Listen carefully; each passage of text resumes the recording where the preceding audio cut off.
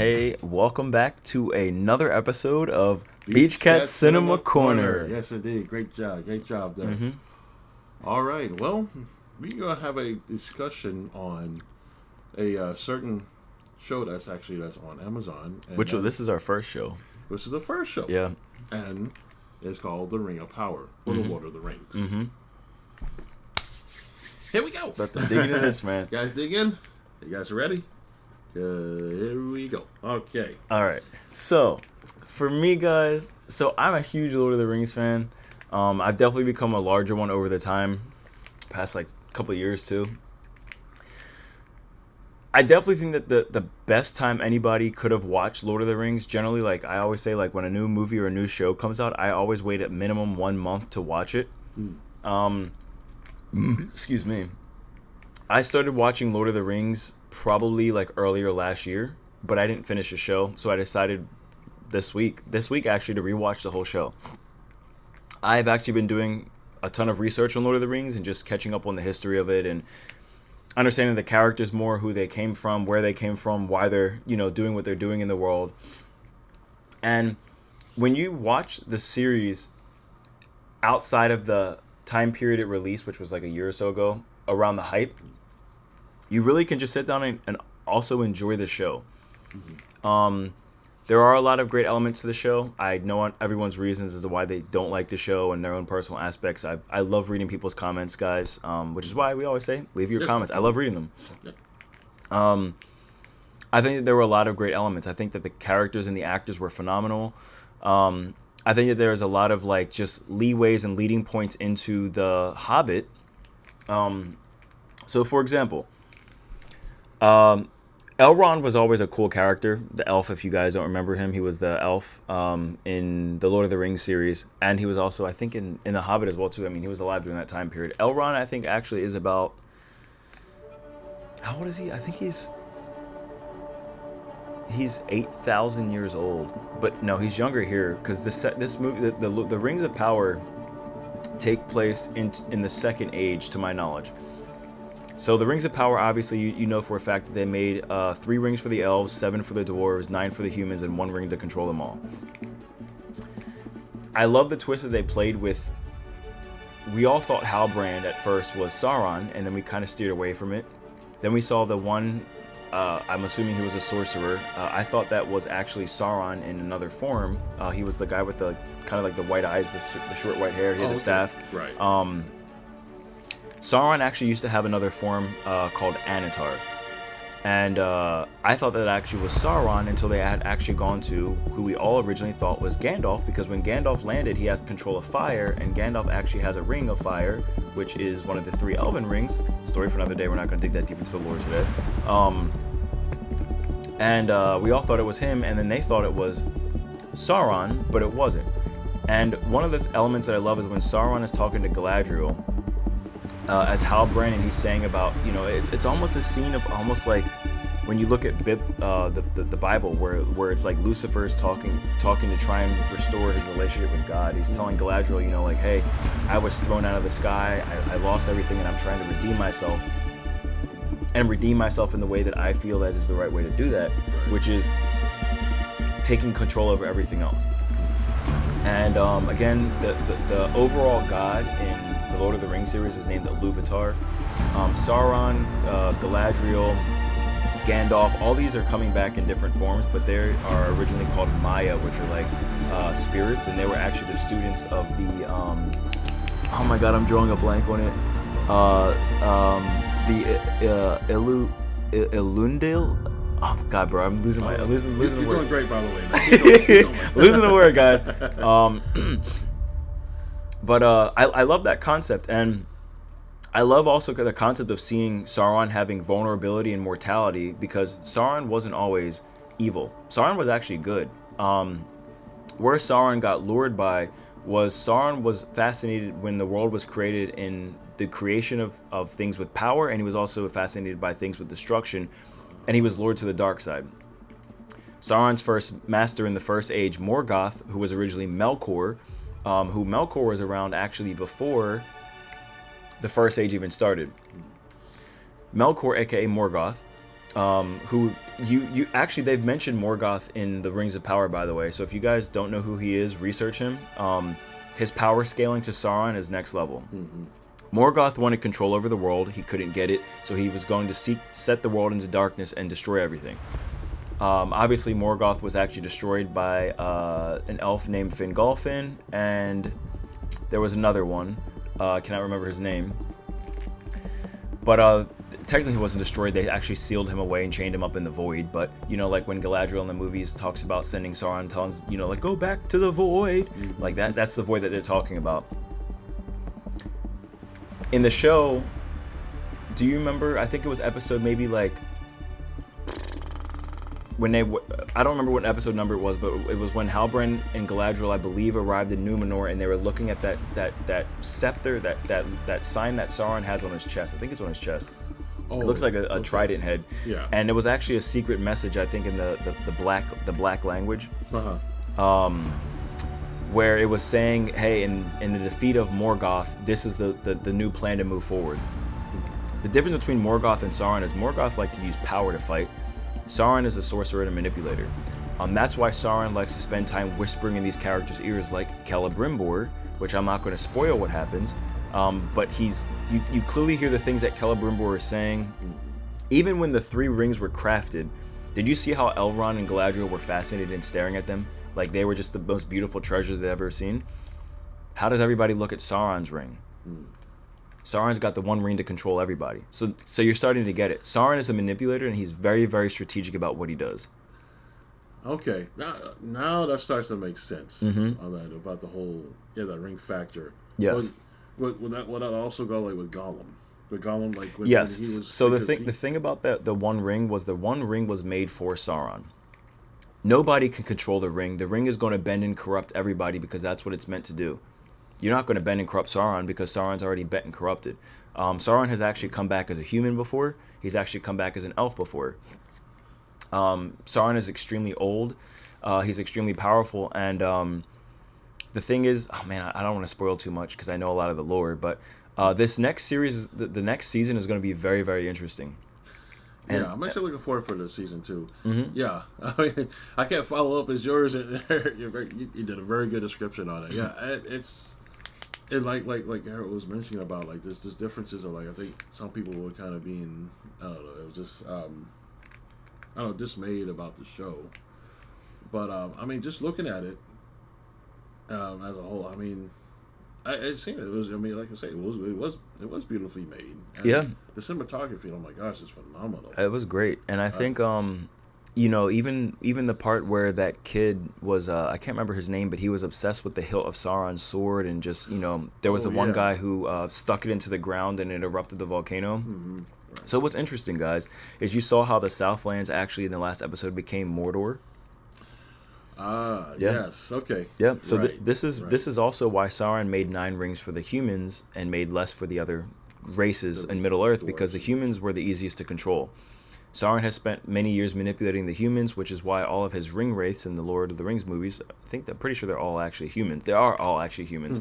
And they were the ones who he actually corrupted with the 9 rings. Now, what's interesting is Doran, do you remember Doran the elf? Not the elf, I'm sorry, Doran the dwarf. The dwarf, yeah. Yes, so his father kept telling him to stop digging. The mithril, you know, or the gray glitter, I believe it was called, he kept telling him to stop digging because it was going to get him in trouble. His father's a lot older than him. I don't think that, I mean, dwarves, to my knowledge, live between 80 and 200 years. I could be wrong on that, but I don't know if his father had known about the Balrogs being down there, but the Balrog down there would obviously explain to you, who do you think that Balrog is? That's Doran's Bane. That's the Balrog that's in Lord of the Rings, which, believe it or not, when that Balrog first got introduced last year, everybody thought that Balrog was too old to be the one in Doran's Bane. No, but it's not. You know, the Balrog are actually corrupted Maya as well. That's why the Balrog goes toe-to-toe with Gandalf, because they're pretty much the same spiritual beings. They're just corrupted, and they work for Morgoth, aka also. They don't really work with Sauron, but Morgoth corrupted them. Now, that Balrog, obviously you know for a fact that when Gandalf and all of them go back to Khazad-dûm, there's no dwarves there anymore, and the dwarves got pretty much evicted out of their land because of the Balrog. They kept digging and digging and digging after his father kept telling him not to do it, and they woke that damn Balrog up. So yeah, yep. Okay, wow. That's where we're at today. You know, the volcano and everything from Mordor. So they lit the fire. Yeah, yep. They started. It's the greed, man. Yeah, and one of the things about Lord of the Rings is that there's a lot of greed, and it's interesting how, as powerful as Gandalf is, by the way, Gandalf is actually spiritually the oldest creature in this show right now. Gandalf's Maya spirit is actually like 50,000 something years old. Wow. But what's interesting is that in one of the Lord of the Rings movies, I can't remember which one, I think it actually might have been The Hobbit. I think it was Bilbo was actually holding the ring in front of Gandalf, and you see Gandalf just staring at it, and it looks like he's getting closer. And that tells you how powerful and corrupt that ring is, because of how quickly it could have corrupted even Gandalf. That's intense, man. Yeah. Yeah, because I remember watching. Yeah, one of it was the Fellowship of the Ring, right? Yeah. Is that one? That's the first Lord of the Rings. Yeah. Yeah, but Gandalf was, and he was, but it looked like he had self-control. And I was like, no. Yeah. I can't. Yep. Like, wow, that's a powerful ring, man. That's a pretty powerful ring. Yeah, and that's what Sauron wanted to do, is that he wanted to control all the nations through manipulation and control them through all of their leaders. Yeah. And basically, like, all the orcs were actually used to be elves. Is that correct? Yes. So all the orcs are actually corrupted elves. So when Morgoth got to Middle Earth, he actually, I think that the elves had arrived from Valinor, which is when the elves talk about when they leave Middle Earth and go back to the north, the west. They're going back to Valinor, which is their original land, which is almost, I feel like it's kind of like this like heaven purgatory type area or continent. But when they were actually in Middle Earth, Morgoth actually corrupted them and made the first orcs. You know, and then obviously you have the hybrids, which are the Uruk-hai, but Orc and Uruk are the same thing. It's just that's what they call themselves in that language. Okay. Yep. Okay. What about the so-called, well, they're not called hobbits in the Ring of Power. They're called the Hardyfoots, I think they're called. Yeah. So my opinion on the Hardyfoots is I think that they're almost like an earlier breed of the hobbits, because I think the hobbits are a mix of, what is that, like human and dwarf or something? Something like that. Yeah. Something. I think that they're almost maybe like an earlier a strain of the hobbits. That's just my guess. I haven't done too much research on them, but they just give very hobbitsy vibes, you know. They do, and I know a lot of people who have seen it and then reviewed on it, and some of them like would comment like thinking that, well, it's just two girls, and I can't think that they're like the female Frodo and Sam. Yeah, or they're like Merry and Pippin. Like Merry and Pippin. Yeah. Yeah. And I think that's why when Gandalf goes to the Shire, he seems so familiar with this breed. But, you know, when the hobbits go around Smaug, the dragon, as long as Smaug has been alive, he's like, I don't know what you are, but I can smell you. You smell like a mix of things, yeah. Right. Yeah, the Desolation of Smaug, yeah. I remember that one. Yeah. See, I remember as a kid, I read the Hobbit book. That was it. I didn't read anything else of Lord of the Rings. And J.R.R. Tolkien was a very great writer, you know. And I think sometimes what I'm understanding, a lot of people were kind of dismayed on the shows in particular because they think that it just wasn't following Tolkien's method, you know. Yeah. But I think, if I'm not mistaken, there was a book that was written in 1977. The Silmarillion. And Tolkien had partial writing on that, and then somebody else also wrote in that as well. So I wonder if the reason was that how they had decided to make that Ring of Power, because they just they kind of brought that more out there and as a because like I said, I don't know any of the characters. I didn't read the book. Silmarillion. So to my understanding, if I remember my lore correctly, again, guys, if I'm off, please let me know. The First Age and before that, the Silmarils were actually like these types of powerful crystals that were like just, I mean, I don't think anything in The Hobbit or Lord of the Rings scales to the power of these crystals. And actually, Morgoth was fascinated by them and wanted them for himself so he could control things in the world, like just to control everything. Unfortunately, I think that he had an issue with trying to control them. And that, to my understanding, is why they haven't made any movies about Morgoth, which the fact that they've even hinted about him in the Rings of Power makes me kind of feel like they might dip back into that. But to my understanding, I think that either Tolkien, I think it might have been the other family or the other person had ownership of the Silmarillion, and that's why they haven't made a Morgoth movie yet. Ah, okay. Yeah. I see. That's what I think I've read about. I see. Mm-hmm. But I do think that there's going to be a lot of interesting things coming up in the next season for sure. I think that they actually started filming this again a little while ago, honestly.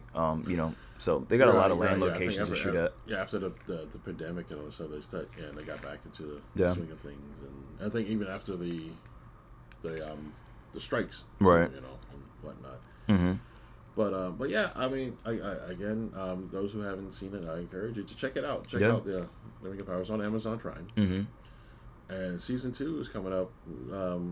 I don't even know if they have a date yet. They still haven't. Okay. No. Yeah. We'll keep you posted on that. Yeah. Especially once the trailer for the series drops. Yeah. Yeah, that would be nice. That would be really nice. I guess. Yeah. There you go. Once the trailer drops, and then we'll all find out when it comes out. But, yeah. I am very impressed with the show. I think like Garrett was saying, I applaud the acting. The story was top notch. I really enjoyed the story. It really kept me captivated. Yeah, and I definitely want to continue to see more lore on the Númenóreans, because to my understanding, so if you guys remember, Aragorn was actually like 80-something years old, right? Oh, yes. So Aragorn is of the Dúnedain lineage, which the Dúnedain lineage was a combination of the blood of the humans and the elves, which is why the humans lived longer that were of that lineage. Mm-hmm. Aragorn actually died, I think, at the age of 210 years old. And what's interesting is that lineage came from Númenor. Now, going back in history, Númenor was actually gifted to certain humans from the elves, because the elves actually had worked with some of the humans during the fight and the war against Morgoth. Morgoth had actually been working with a lot of the humans as well, but there were humans that actually worked with the elves, and they were actually given the land of Númenor. Wow. Which is why it looks so luxurious and timeless. Oh. Yeah, it was given by the elves. Okay, even like Rivendell itself, or just... So, that's another interesting thing. Okay, so now we got to dig a little more into history, guys. So I actually found this out, because there's a lot of lore people I follow on TikTok, too, who talk about it. So to my understanding, from what I've recently learned, is that there were 3 rings for the elves. The 3 rings for the elves, one Elrond had, one Gandalf I think ended up getting, and then the other one Galadriel had, and those rings helped keep some of those cities and civilizations almost protected from the rest of the world, as in hidden from the enemies. You know, that the cities look like they've never aged. They look just beautiful and majestic. Some of that is alluded to being part of those 3 rings abilities. Nice. Wow. Yeah. There you have it. There you have it. Yeah. Boy, I tell you, man, this is so much. It's a lot. There's a lot of details within the details. Yeah. Oh, and this is way before Legolas and his dad Thranduil. So yeah, this is way before them. Dang. My gosh. Yeah. Well, I just learned something. Yeah. Actually, Legolas's dad might be about 1,000 years old now. But yeah. Man. Amazing. Yep. Oh, well, guys, well, there you have it. Yeah, there's a history lesson. That is a great history lesson, man. I'll tell you what, there's going to be a pop quiz tomorrow. Okay, so be sure to be ready. Yep. Well, I guess that's it. If you have anything else to say, no. That does it for me, man. I guess that wraps it up. I'm still just learning more about this whole the Lord of the Rings and stuff in there, too. Because, it's a lot. It's a lot. It's just so many stuff. I mean, especially with the, I like the I think it was the episode when I can't pronounce her name. All right, guys. Sorry, we had some technical difficulties. Once again. Sorry. But like I was saying, and I don't remember if I covered this earlier in this block or not, because this video is about 20 minutes long with all the lore and stuff. The humans and elves did have relationships together. Again, the elves didn't really like interacting with the humans that long. or that much, because again, a human's lifetime is what, like at that time 60, 70, 80, 100 years maybe. The elves are blinking in that time frame. And the thing is that elves are technically immortal, but they do have what is what I'm looking for? I'm looking for a certain word. I don't know what word I'm looking for, but they like do technically have almost kind of like a lifespan, or a physical lifespan almost, unless certain conditions are met. So, for example, obviously where there are trees and their nature around them was dying, and the High King, I can't remember his name. I don't think it was. Is that the High King of the Nolan? I can't remember. But the High King, anyway, in the Rings of Power was talking about they had to get the Mithril because there was a light in there, and I believe that they said it was a light from one of the Silmarils or something along those lines. And they were going to shroud themselves in it completely to be able to stay on Middle Earth. If not, they'd have to go back to Valinor, or they would lose their immortality and die. Now, the land of Numenor that I talked about earlier, about how the elves from the Valinor, when they were fighting Morgoth, gave it to humans. There is a bloodline from the Numenorians called the Dunedain, which is what Aragorn is, which is why in Lord of the Rings, Aragorn's actually 80-something years old. And Aragorn actually dies as a king at 210 years old, because the elves and humans at some points did have relationships, and the Dunedain actually are descendants of the combination of the blood lineage and the human lineage, which is why they actually get to live longer and don't look like they're aging at all. So you remember in one of the Lord of the Rings movies, I can't remember, the girl that had a crush on Aragorn, and Aragorn said, I think that she said she was like in her 20s, and Aragorn was like, he wasn't interested in doing anything with her, mainly because he knew that she was going to die long before he did. right. And, even his love, man, I always forget her name. Starts with the E, right? Eladriel? No. Yeah. I'll be honest with you. When it comes to Lord of the Rings, I'm really bad with names. Other than Fran, Frodo, Legolas, and Gandalf, and Gimli. Yeah. That's basically all. I'm trying to do. Let me see. What is Eleanor's love's name? Hold on. I'm going to look this up really quick. These names. Aragorn's love. I'm sorry. Aragorn. Because they're great names. They're whoever comes up. Arwen. That was her name. Arwen. Okay. Yeah. So Arwen actually was talking about the pain and sorrow of being in love with Aragorn, because Aragorn was only living to 210. I mean, these elves are I think Elrond in this movie, like I said, is like 6,000. I think he's like 6,800 years old or something. Elrond is actually Arwen's father, and obviously they also come from royalty. Now Elrond is also called Elrond the Half Elf. That's a whole other lore for another day. But despite Aragorn being of Dunedain dynasty, he's not really regarded as much else, because they know he's going to die a very short life. So yeah, man, there's a lot going on there, and it's just a very fascinating world that was built. There's a lot of lore and history to it. Yeah. Yep. Again, hats off to J.R.R. Tolkien. And, I mean, his fascinating creativity of doing this stuff. But all right. Yeah, that wraps it up for me. That wraps it up for me too. I think I had great history lessons for today. Right? All right, guys. Thanks again for watching. We'll keep you posted on any other stuff that comes up. But in the meantime, guys, take care of yourselves. Yeah. We'll catch you on the next one. See you soon. Thanks.